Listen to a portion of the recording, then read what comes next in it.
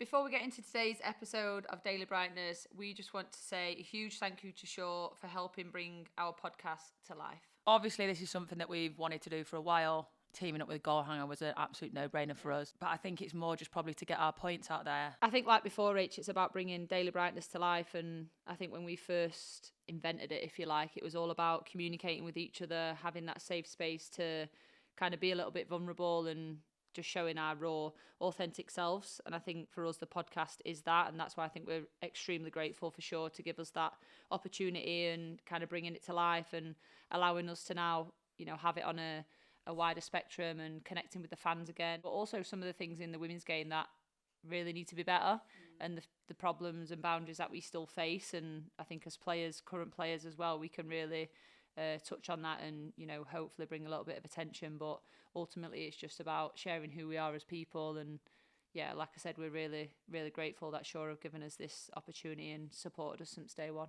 Obviously, it's been amazing that Shaw have backed us from the start and all the way through this now. But exciting to have them be alongside us for this exciting summer of football. And they'll be with us every step of the way. So we're grateful for them to be alongside us sharing this journey as well. So thanks again to Shaw and thank you all for tuning in.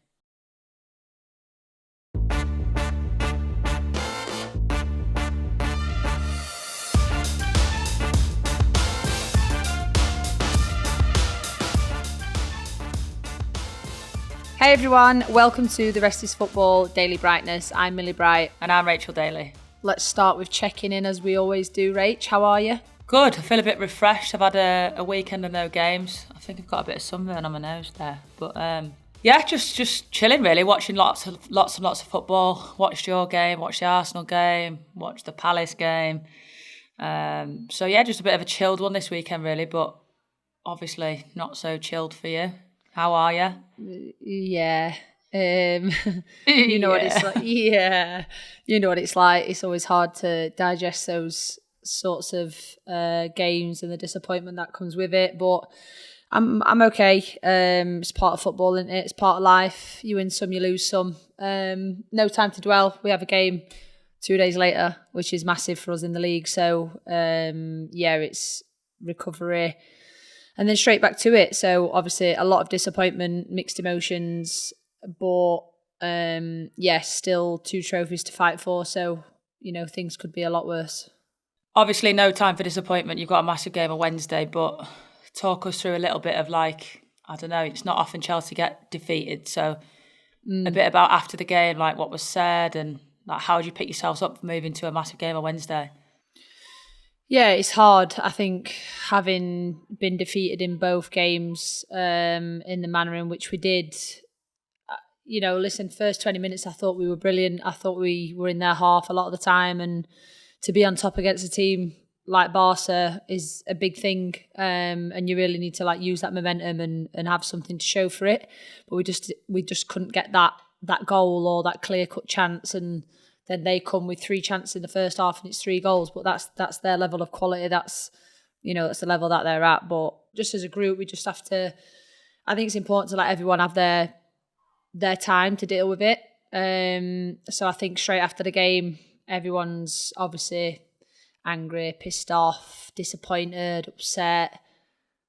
You always think, oh, if I'd have just done that, if we'd have just done this. But yeah, I think we left everyone to have their moment. And then obviously the next day is a recovery day.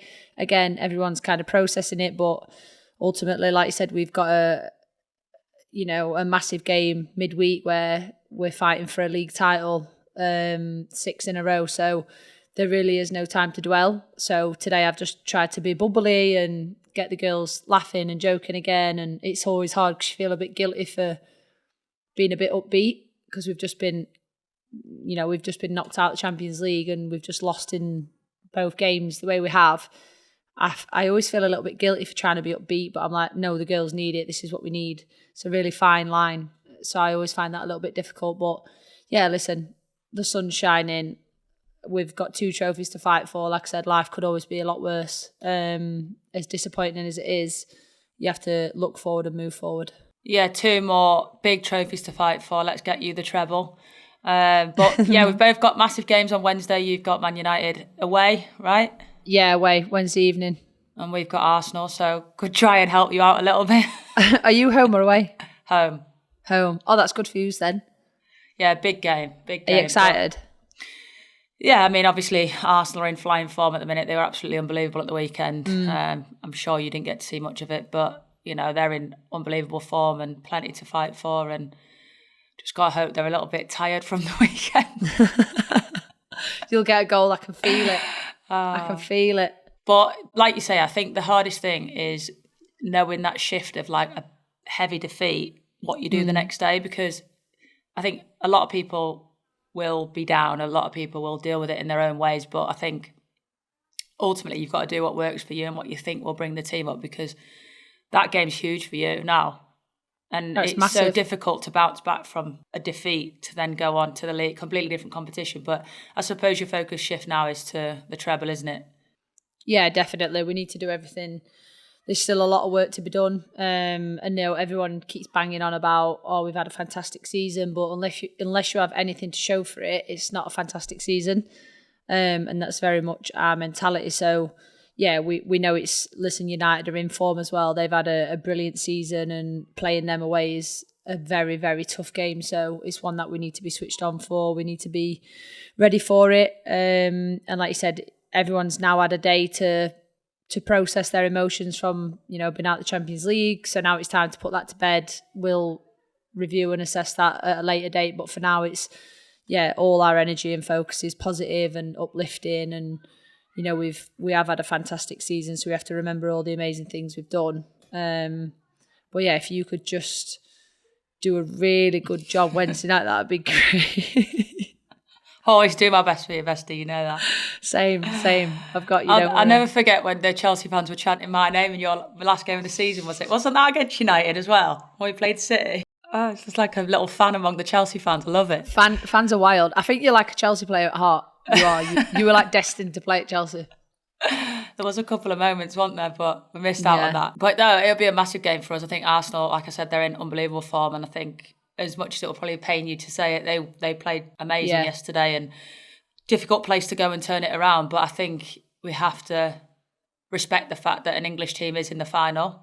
Yeah. And for the first time in 18 years for Arsenal to make a final is massive. But what do they have to do to beat that Barca team? Because they are just a force to be reckoned with. Yeah, well, they had a really, really good game. And I think, you know, in the Champions League at this level, against these sorts of opponents, you can't make mistakes, because you get punished and it's so hard to come back from. But like you said, they're in really good form. And also, anyone listening, if you can hear the kids outside, it's a sign that summer's coming, because they're outside in the sunshine, enjoying themselves, having a great time.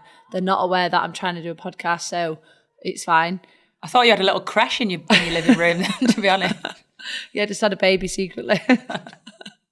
Just kidding. Just kidding.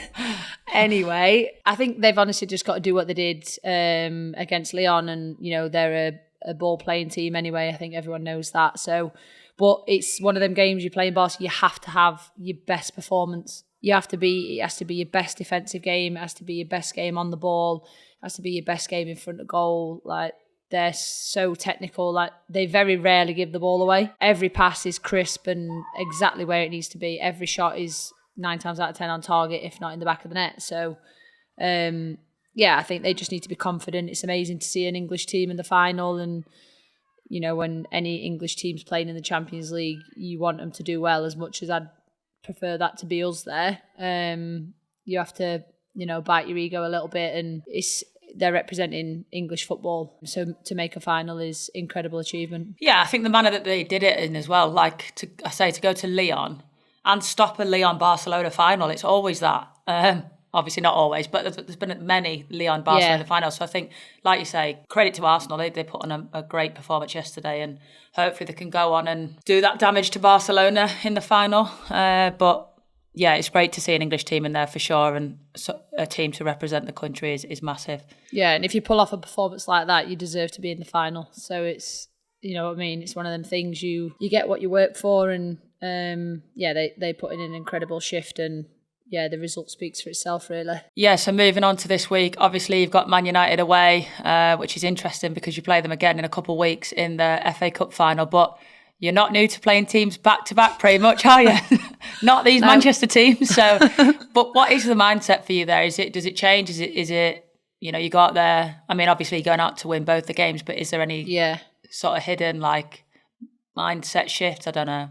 Don't want you to give away too much, but no. Do you know what? I think for us, we play the game that's in front of us, and I think we won't even think about the final until we're there and we're it's time to focus on that. I think first and foremost, we just deal with the league game. It's a massive, massive game, and if we win that game, we put ourselves in a brilliant position to win the league before the last game. So we don't have time to look any further than that, and it's been a really interesting season, and like you said, we've played especially the Manchester teams back to back on a few occasions, but also I think a final's different.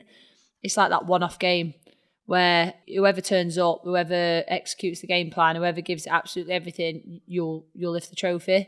So I always feel like finals feel a little bit different, but yeah, I think we'll just go out to win the league game first, and then you kind of assess it from there. And I don't think they'd change things massively. But yeah, I guess we'll have to see. I mean, look at when we played City 4 times in a row. Everyone was expecting like mad things, like different formations or whatnot. But yeah, I guess you never know. But we'll have to see. Just one game at a time. You know how it goes, bestie. Game by game. Exactly. And I want to see you lifting that trophy. Try my best. Like this. 2 of 2, 3 of 3, 4. Keep going. I need that cabinet filling up. I've seen there's a few gaps in that cabinet upstairs. It needs filling. I'm trying. Right, time for us to take a quick break. We'll be back in a moment and see you very soon. See you soon.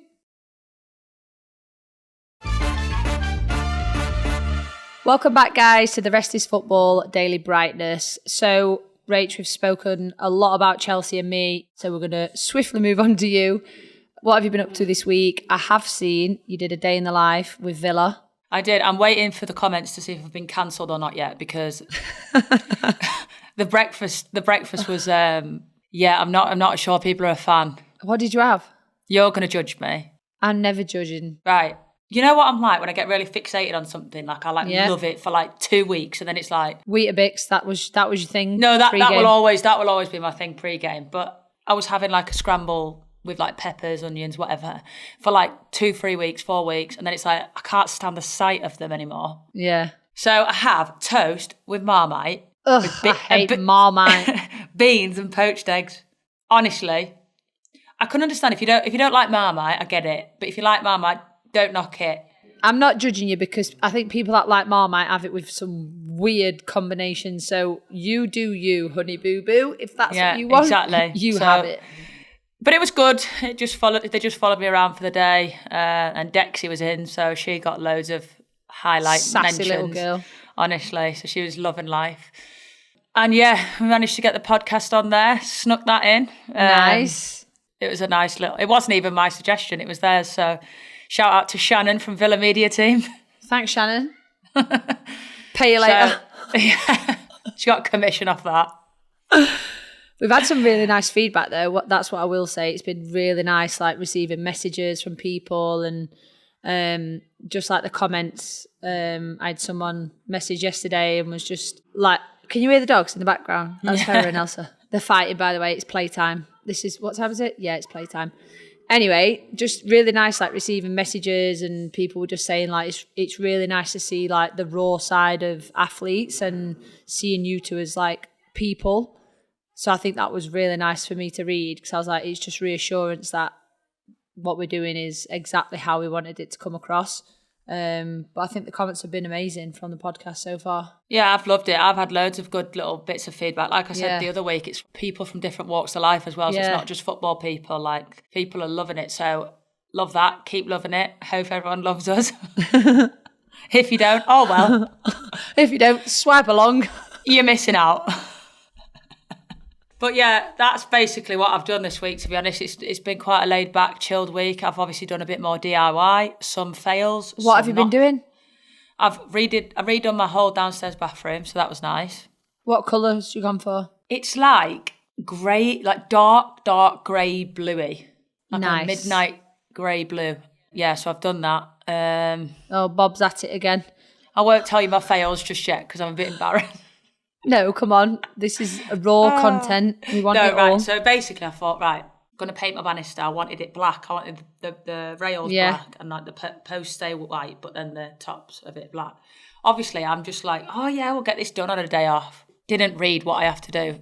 Little did I know, you've got to strip the whole thing back and then start again. But I just painted over the paint.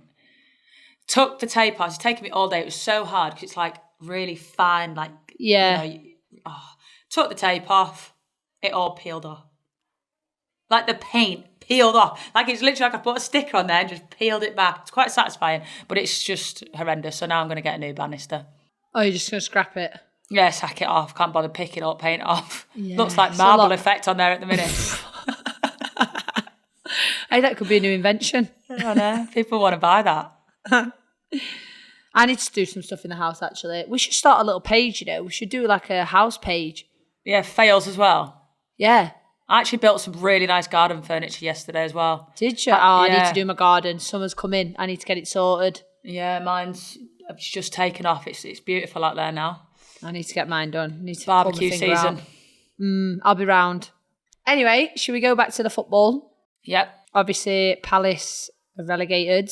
They just have a heavy defeat to West Ham, 7-1.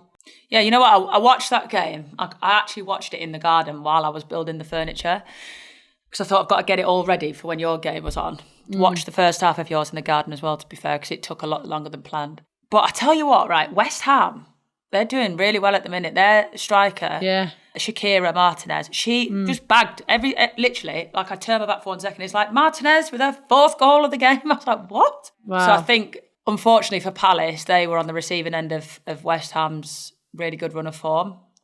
We've got to play them, this week, on the weekend, so it's going to be a tough game for us as well, but I think they're flying at the minute. I want to say it's disappointing for Palace to go down because obviously they've just come up and it's happened for 2 years in a row now, two successive years, but obviously there's a little bit of a sigh of relief from the Villa camp. Yeah. With still 3 games left, obviously we've got work to do. We want to finish as high as we can, but I think that is something that it's really tough. Like, how do we get it so that these teams that come up from the Championship stay up?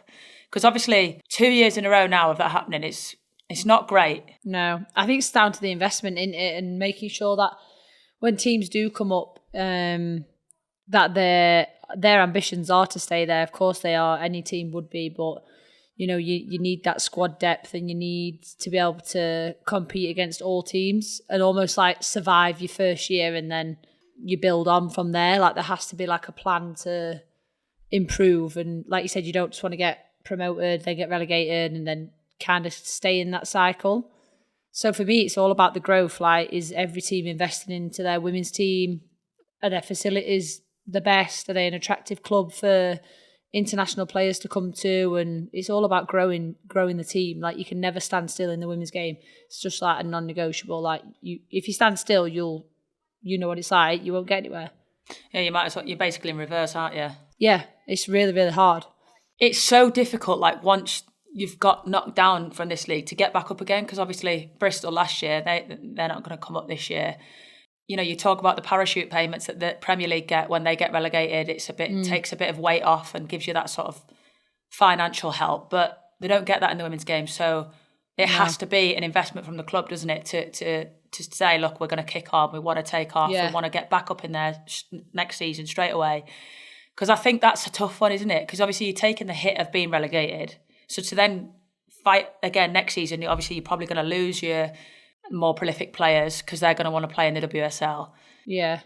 To rebuild your squad, financially survive and push at the same time to get back up. Yeah, I know. I completely agree. And like you said, you're in that rut then. You're in that cycle of how do you get out of it. And I do think it needs to be looked into, because if you don't have that parachute payment and the club don't invest as much into the women's team as other teams, you're already in a worse position than many other teams. If you get investment, it's fine. Like, you can grow and develop and have a bit of a plan. And, first year we do this, second year we do this. But if you're always fighting at a loss, it's pretty impossible to get out of that cycle. No matter what team you play for, we care about the WSL.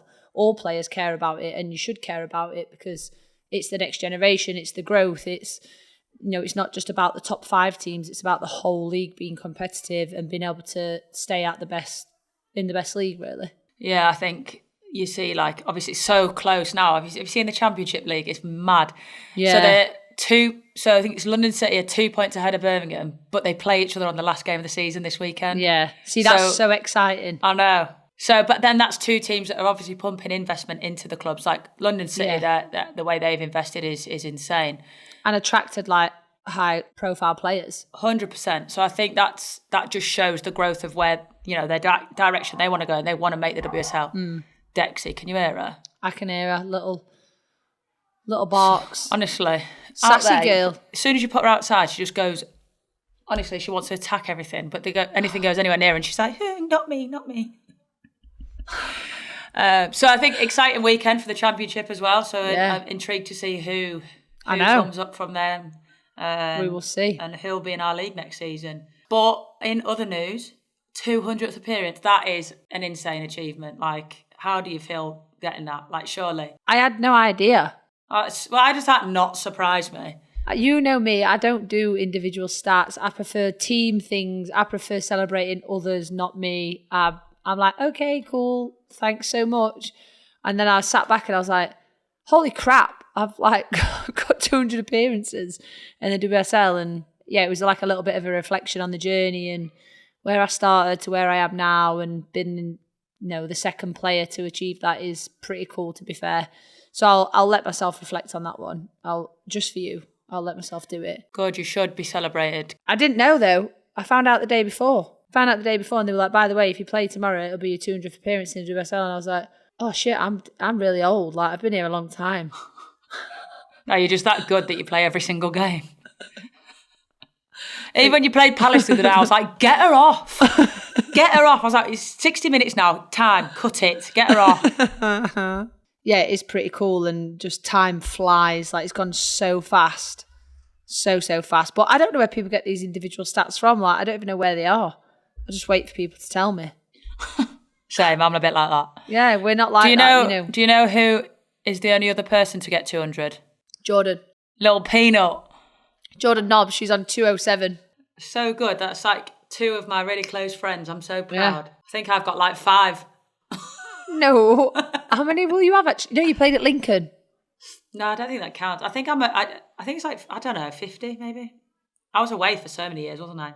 Yeah. But honestly, please just sit back and reflect on your career, because 200 appearances in the league is insane, and you deserve to be celebrated for that. Thanks, bestie. I will, maybe I'll think about it. You better do. I seen a really nice, Barclays did a really nice video actually of like, and I look spit, like my facial expressions have not changed one bit. Was it when you were at Donny? Yeah. And Sarah showed it to me. I was like a little baby face, but I still like do the same expression. She was like, look at Millie there. She's like exactly the same. I was like, yeah. That's when I remember you from, like those days. Mad. Crazy. Also, let's just finish up a little bit here with the football stuff. I noticed that your game against Barcelona, you wore some pretty sick trainers to recognise and acknowledge neurodiversity. So I know that's important to you. So do you want to touch on that a little bit? Yes. So basically the men's game before our Barca game and our game was run by the Chelsea Foundation, which I'm a trustee for anyone that didn't know. And basically it was to celebrate all the amazing work that they've done so far, just to highlight the foundation really and everything that they do. And I think sometimes there's so many, well, not sometimes, there's a lot of games, there's a lot of other things that get pushed to the front, but it's so important that we give the foundation that platform to be recognised and, really push the work out there. And they've obviously got the sensory room at Stamford Bridge, and I'm working very close with them on a lot of things, but I actually had an artist, I came across her on Instagram and she messaged me, and you know what I'm like, things happen for a reason. The first picture I clicked on was an ADHD trainer.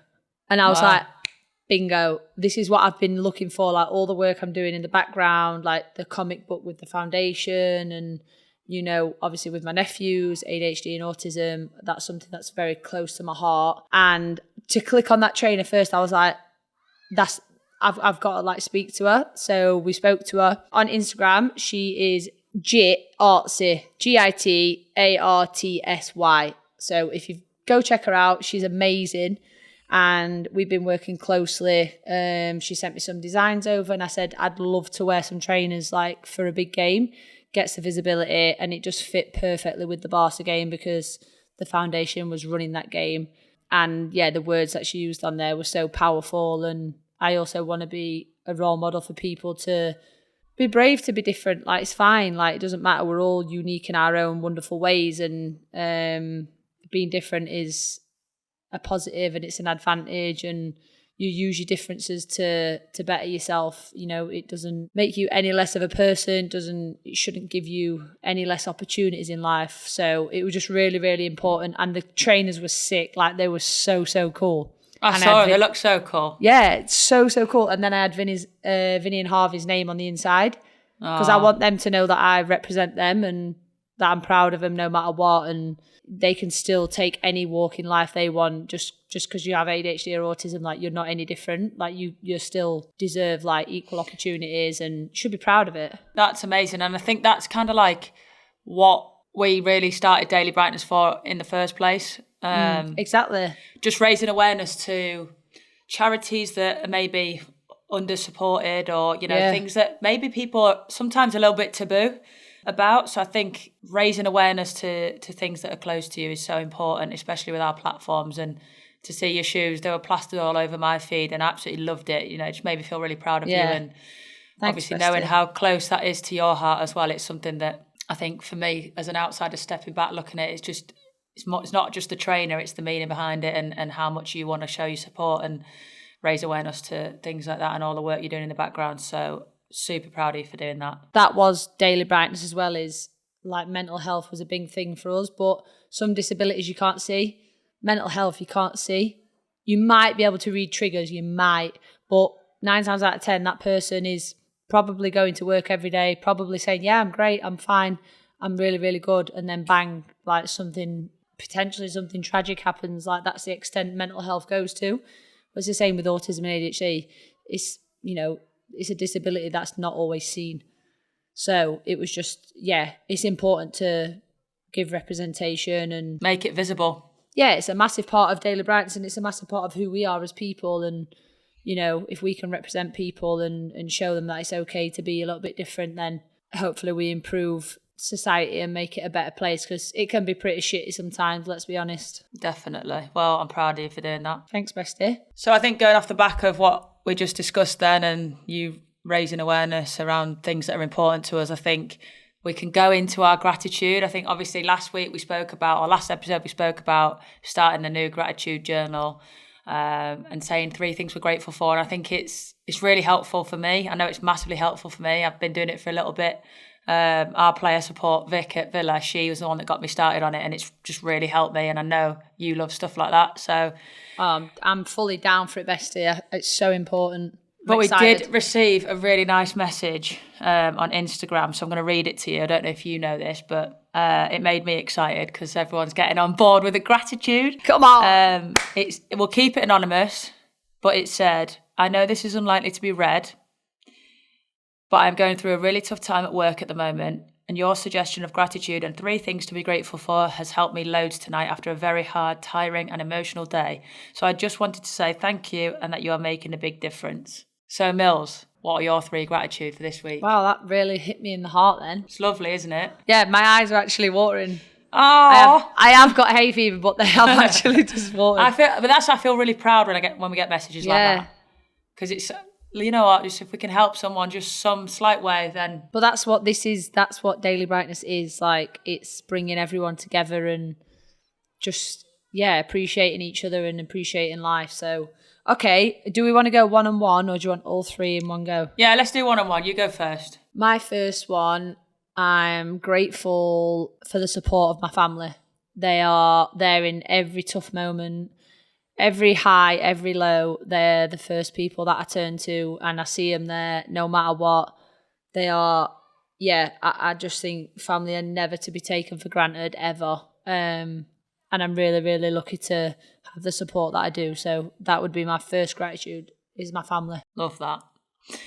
Mine, little less deep and emotional. Mine is the sun. I am so grateful for the sun at the minute because this weather is making me so happy. I'm getting a tan in the garden. I'm training in the sun. Everybody's mood just lifts when the sun's out. You know what I mean? Like, if you go out to training and the training, you know, maybe weather's shit, like, it's hard sometimes to get up for it. Yeah. The weather's out. Every single player in our team pretty much wore a vest today. And I was like, yes, girls, the sun is out. The sun is shining. Everyone's happy. So I'm grateful for the sun. It does bring happiness regardless of anyone's problems. The sun makes everyone smile. So I'll give you that. That is good. My second one is my dogs. There's zero judgment, no matter how shit your day's been. Everything could be going wrong. I come in that door, the girls are whining. Oh, they're so excited. Oh, if they were speaking, right, this is what they'd be saying. Mummy, we love you so much. We missed you so much. I'm so glad you're home. Please walk us. We've been trapped in all day. Like, play with me, please, please. That's what when I see my dogs, that's what I think. What accent do you think they'd have? Northern. Of course they would. Do you reckon? I feel like Dex would be a bit like Spanish. She'd be like, hola, mamá, ¿cómo estás? Hola, señorita. Hola, chica. Dex, she's definitely Spanish. I feel like Elsa would be dead rough, like, oi, mum. Zeus would be like, shut up. There she is. What's dog in Spanish? What is dog in Spanish? El perro. El perro. Cállate. That means shut up. That's nice. Okay, well, I'm gonna go back with that and say the same thing. I'm very grateful for Dexy. She actually has to have a little mini surgery on Friday, so it's not really surgery. That's so dramatic. She's literally just got to go under the knife because she's got to get her teeth cleaned because they are. Zeus has to have that, you know. Yeah, her breath is just. Oh, girl, you're stanky. Yeah, it's disgusting. So she's going to get her teeth cleaned. Imagine we got like put under the knife to get a polish. My mum would probably have to because she's petrified of the dentist. Imagine that. I'm just coming in for a scale and polish. Put me under. Yeah. So yeah, I'm very grateful for Dexy, and like Friday's going to make me really sad having to drop her off at 9 and pick her up at 3. That is sad. She'll be fine though, bestie. She usually comes into training on a Friday, so it's going to be a bit of a sad one. But yeah, I'm grateful for Dexy as well. We're going really off topic here. Sorry. That's fine. Love you, Dexy. I'll be supporting you. Go, Dexy. Gracias. Gracias. Gracias, amiga. Okay, my third gratitude, Yorkshire tea bags. I love that. I'm sick of getting shit every single time we go places. I'm like, got any Yorkshire tea? And they go, no, you can just have an everyday breakfast. I'm like, it's not the same. I don't want PG tips. I don't want Tetley. I don't want anything other than Yorkshire tea. Yeah, so it's from Harrogate as well. Game day, guess what I did? No Yorkshire tea bags. So I took my little self to the shop, got a big box of Yorkshire tea, and they went, have you really just been to the shop for one tea bag? I went, absolutely. Absolutely. Absolutely. Duh. Duh.